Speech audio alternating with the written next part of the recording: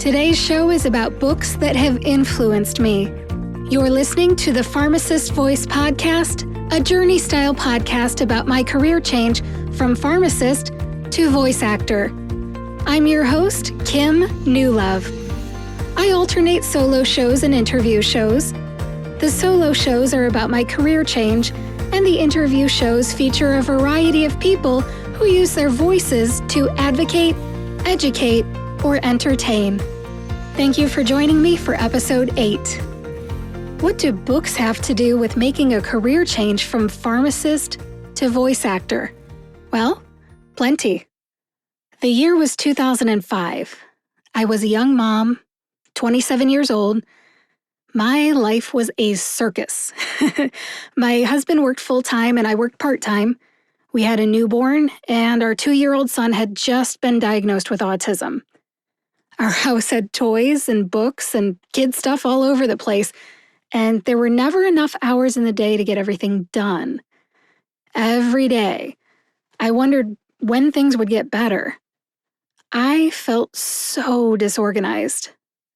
2 years later, in 2007, I saw a professional organizer and author named Julie Morgenstern on TV. Everything she said made sense. I bought and read her first 2 books, Organizing from the Inside Out and Time Management from the Inside Out. Julie is my Yoda. In her first book, she said, "Self-awareness is the most powerful tool in getting and staying organized." Let me repeat that. It's important. Self-awareness is the most powerful tool in getting and staying organized. Julie also said, "Only you can pinpoint what's holding you back." She was right. I was the only person who could pinpoint what was holding me back from getting and staying organized. Her books are filled with great advice. They get to the root cause of why I do the things that I do and how to use that information to get organized. After all, why should I get rid of anything without understanding how it got there in the first place? I'm not just talking about stuff, I'm talking about commitments and habits too. Right now, I'm going to say something that seems a little vain. Here we go.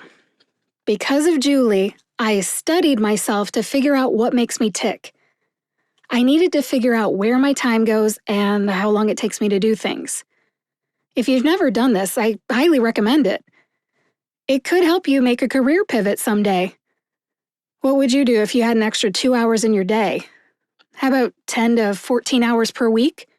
Would you be able to start a side hustle? Could you learn a new skill? You bet. I did. Here's what I did. I bought some notebooks.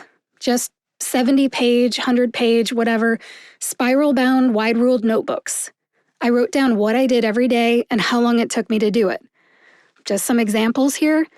Making beds, doing dishes, folding laundry, making dinner, going to the gym, getting cleaned up, going through the mail, reading and responding to emails, and working on projects. What I learned was a game changer. I started grouping similar activities so that my days ran smoother. For example, errands. If I needed to run errands, I would do them as batches instead of going out once or twice a day. Do you know how long it takes to get kids in a car and get anything done? Yeah, it's tough. I also started a projects binder for projects that are so big they need to be broken down into bite-sized chunks, like planning a vacation or home improvement projects. You get the idea. What I've learned from reading books and listening to audiobooks has helped me grow so I can make the best use of my time and spend as much time as possible on my business. I love to read and learn, and 7 books made the shortlist. I would recommend all of these. They're all in the show notes, but I'll list them now. The first 4 are all books by Julie Morgenstern. Organizing from the Inside Out is the first one. Second one is Time Management from the Inside Out. The third one has a really long title. It is Never Check Email in the Morning and Other Unexpected Strategies for Making Your Work Life Work. And the last one is Shed Your Stuff, Change Your Life. All 4 of those are by Julie Morgenstern. The next 2 books are by Chip Heath and Dan Heath. The first one is Switch: How to Change Things When Change is Hard. The second one is Decisive: How to Make Better Choices in Life and Work. The last book I recommend is by Jim Collins. It's called Good to Great. It's pretty famous. Going back to Julie Morgenstern, all of Julie's books have helped me define my goals and decide how to spend my time doing the activities that would help me accomplish my goals. Julie taught me the 4 Ds and how to shed. The 4 Ds are delete, delay, delegate, and diminish. When I have more on my list than I have time, I will delete non-essential tasks that can be eliminated. There are way too many examples, but I'll give you a few. Here we go. I volunteer a lot. When I can't attend a routine meeting, something that's not essential to my role as a volunteer, I RSVP no or cancel last minute. That saves me 60 to 90 minutes. Here's a second example. Sometimes I put off my workout until the very end of the day. If I'm just going to go to the gym at 9:15 tomorrow anyway, and it's 7:30 at night, I skip the workout. 60 to 90 minutes saved. How about projects? Some projects are just too big. They're not essential, and when I think about it, I just don't want to do them. So I just delete them off the list. Over time, removing unrealistic goals from my list saves me time. Need an example? How about buying curtains for my kitchen? When we remodeled our kitchen about 4 years ago, I put that project on my list. I recently deleted it because, hey, it's the year 2020. It's been 4 years. I haven't bought the curtains. It's time to just let it go. I just deleted the task instead of letting it take up my time or mental space. If I ever change my mind, I can buy curtains later. Here's one last example. Sometimes I'll go to a conference and take notes on something I want to follow up on. When I get home, real life sets in and the notes sit in a pile. When I realize what I learned isn't part of my big picture goals, the notes go in the recycle bin. It's okay to let go. All the time I save from deleting tasks when necessary can open up space for what I really want to do: work on my business. Sometimes I need to delay tasks. Delay is the second D. My husband and I have a budget meeting the night before he gets paid. Our goal is to meet every 2 weeks. If one of us is sick or out of town or there's a holiday, delaying the meeting a day or two is not a deal breaker. Delegating is the third D. Whenever possible, I delegate tasks. Here's an example. Now that my kids are older, I don't put their laundry away. They're teenagers. I leave them piles of clothing to put away. With minimal or zero supervision, the piles magically disappear. 10 minutes saved. Here's another example. If I don't have time to drop off books at the library, I just ask my husband to do it. There's 20 minutes saved. The fourth D is diminish. The best way to explain this one is doing something quick and dirty. Diminish the scope of the project. Have you ever written an email and it's much longer than needed? When all you need to do is respond with one sentence, why stare at the computer for 15 minutes writing and rewriting your message? Don't laugh. You know you've done it too.